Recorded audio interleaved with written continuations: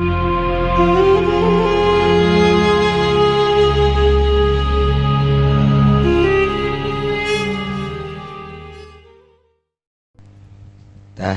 pelaturanana ngiringkeun janazah ulah haju diuk memeh mayit ditenden iluhureun pundak nu nanggung nu mikul kana taneuh kaasupkeun kana teu sopan kaasupkeun kana teu boga ganjaran.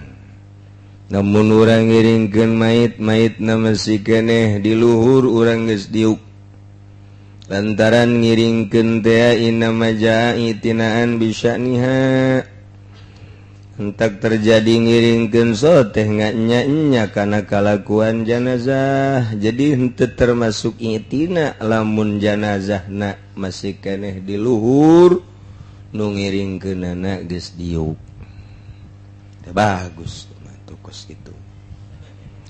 Jadi orang ulah waka diuk, ulah waka cicing, mun janazah can diturunkeun. Janazah diturunkeun terus diasupkeun ka jero kubur.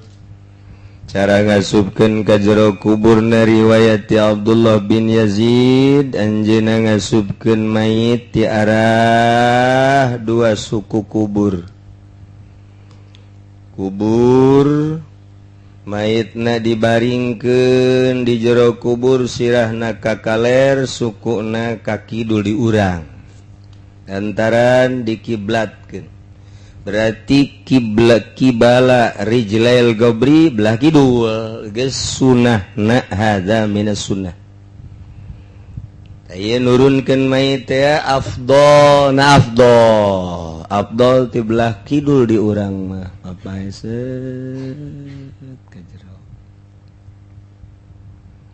ajeuna hendak di belah luhur bae langsung kahadap ditampa babarengan masalah ajeuna hendak ditukeun bae mah ti belah kaler ka kidul masalah ajeuna hendak ditukangeun di dieu ye di belah wetan masalah ja intina mah dikubur ngan keur carita afdol ieu adalah ti dieu ti kidul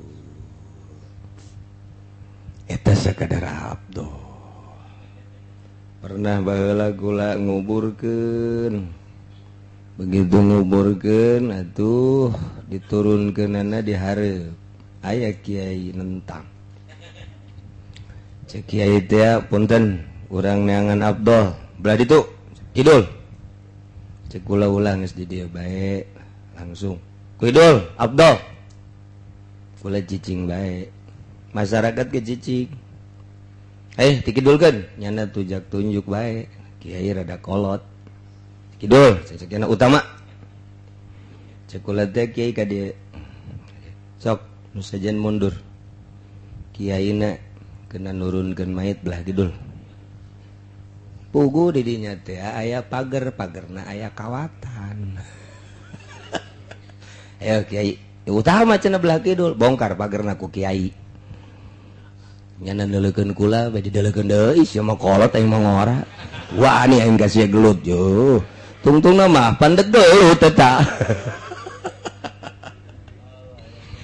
hal-hal nu kitu teh teu kudu dipermasalahkeun dula deuleu bae endek nyieun afdol teh imkan apa henteu dengkeun di dinya aya pagerna aya kawat pas pisan liang kubur eta teh kabeneran aya tangkal kadongdong na rada gede mantap cek ulah kampak dikeun ka kiai kagok aing mah ieu nya cicing bae geus teh kumaha kiai bae henteu tuturkeun teh kiai kolot kidul kampak nu ngadieun kabeh cicing bae kabeh saya cenah kiai di dieu bae lah cenah ulah hese-hese mah nya cenah urang kudu mukaan pager. Nah, sakulah teh kiai kubaya ka kiai kolot. Kubaya mun diturunkeun di dieu. Masalah cenah sebab ituna aya pager ngomong sia ti tadi. Aju ngaleos nyana. Balik. Sok sambarangan bae naon teh. Wih, diteluh bisa. untuk nama baik can ka kuburannya nang geus telu.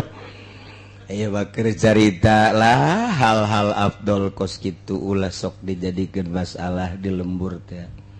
Imkan kebenaran orang jadi pamimpin bisa belah kidul ya afdol nama belah kidul. Aya nu nentang teu kudu di kidul cenah di dieu bae di arah kiblat urang ulah kumaha hal-hal nu kos kitu bae teu kudu dipermasalahkeun.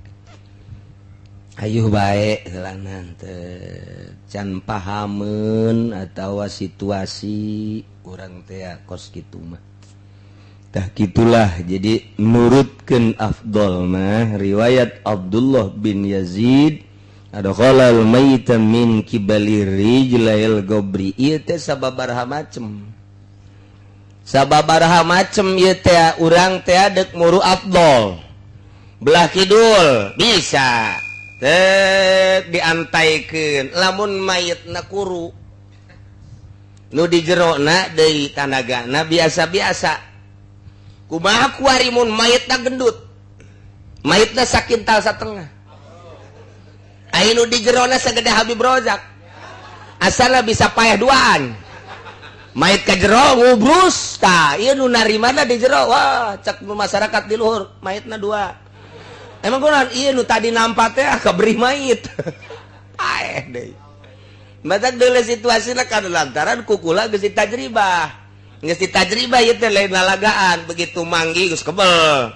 Bahwa utamana ieu teh belah kidul berarti ti arah suku. Coba-coba kula teh sosokan. Sarua emang kiai awal mah kiai ngora mah sok sosokan. Kakarak diangkat jadi kiai teh sok-sok. Cek kula belah kidul. Utama usah saya yang malah nentang ya nges di kaki dulkeun mayitna lintuh mayitna lintuh ayo nari mana kuru nges kieu gageter we cenah pan teu bisa ngahiji pan ngarakata tan pan ngabaris di jero pan liang teh leutik teu bisa duaan bareng begitu ka kuno hiji ka dia geus ngaleket teh cenah kieu nu di dieu pan ieu narima teh nulungan pan naon karang-karana leutik liang teh itu nungan numpuk di dia di luar numpuk wah cek gue teh efektif berarti ya afdol tinggal afdol ya berarti teu beres ya kajian kumaha ge ya nah tidinya kan jadi tungtun apa antai-antai ti luan ngan teu ragag doang tamait kiai cenah ieu afdol ge kos kieu heuh emang geus tanggung lah cek teh terusan nu mantep barang pernah kejadian kos kitu kuarina da kuari di dalam mayitna kuru kidol kabawaeun ieu mah kajian kumaha ge sebab kuru tapi aya nu kuru meureun dosana gede berat berat kan aya mayit model kos itu aya mayitna kuru jeger jas jeung berat model teh mayit teh berat we cak nu dihandap ke pan kuru pan berat cenah ieu wah ieu mah aya naonan cenah mayit buat teh aya beusian jerona ieu berat terus dikahandapkeun ai ka bawah mah kabangan berat geus diturunkeun teh nya tulak cangkeng napas heula nya bas sekali-sekali ti dieu coba ti dieu mah ngeunaheun di arah kiblat babarengan jadi sanajan berat tamait ai ti arah kiblat mah di urang ka bawah bae lantaran bareng pahan tuh nu turun teh pan minimal teh tiluan lantaran lamun koopatan pas sedak-sedak kelimaan pas sedak-sedak jeung memang sunahna tiluan tuh eta ge tah sunah tiluan tadi jero lamun teu berat lamun berat mah tambah teu berat keneh tambah deui pas sedak-sedak los pernah deui tah pan afdolna tiluan maitna gede begitu diturun sekula tambah deui ulah cenah cak usa urang teh afdolna tiluan iya ngareketek ya bisa ya afdol tinggal afdol ya saya tahu kumaha situasi kos gitu mun normal nu di jero kuburanana gelede jeung aya tanagaan maitna atuh saimbang utama belah kidul turun ke handap masalah tapi ketika maitna gede ulah coba-coba belah kidul lain lalagaan kula geus pernah eta kos kitu teh nurunkeun mait nitah doang kidul utama maitna gendut etalah terjadi seperti itu numpuk di hareup tiluan kieu teu kabawa pan digolosorkeun ka dieu ieu ragag ieu di dieu mah mawa ka dieu kabehan ja berat ditinggalkeun ku saurang ngaleket teh ka handap suku eueuh nu nyekel. Nah jadi eta mah orang kos kitu beukeur carita meureun ieu Abdullah bin Yazid nyana galede urang Arab kajen kuku ge nu paehna leutik ieu atau kuru. Jadi bisa ti ditukeun. Lamun nu maot na kos Haji Rojali. Nu nyaho di Haji Rojali sok di dieu tah. Gendutnya nama becak ku sorangan hampir teu mahi. Haji Rojali nyana teu gaji ge lain teu gaji eureun. Jadi teu kuat leumpang. Teu kuat leumpang, awakna gede jasa jadi leumpang teh teu kuat. Teu kuat nyanda teh naik motor ge ngomong, "Ampun." Lepas aku kulat kita beli BMW atuh ji, sekulat teh beli BMW. Ai motor atuh bangsa motor ieu mah motoran garang mangsa Mio atuh gara ketek. Ketek. Cek Mio teh bukan ukuran saya. Tah ieu mun carita moitna gede teu bisa belah kidul kajen kukumah ge tetep belah hareup. Nah ieu mah jadi kasimpulan mah urusan kos kitu utama tinggal utama kira-kira teu kabawa tetep belah dieu. Jadi loba pengalaman kula mah hiji pernah aya nu nitah kidul bae kiai aya pager datang kaca kula kiaina titah nurunkeun kagok aing mah cek kiai barang kiaina kadinya aya pager bingungeun nya ge tadi geus kadeul cek kula teh aya pager di dieu bae akhirna tetep dihareup. Pernah pager titah di belah kidul teu kabawa lantaran gendut. Mentak datang ka kuari geus ulah dimasalahkeun kos itu kumaha ngeunaheunana bae lah. Kumaha ngeunaheunana bae mah keur carita afdol mah tetep belah kidul mun kira-kira kabawa. Mun teu kabawa tetep ngeunaheunana belah dieu. Jadi bareng belah dieu manarimana bet ka handap. Tah kitulah.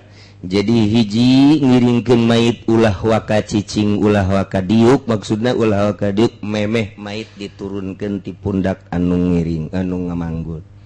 Lantaran kurang menghormati urang ka mayit lamun urang kaburu lamun urang teu heula diuk mayit encat.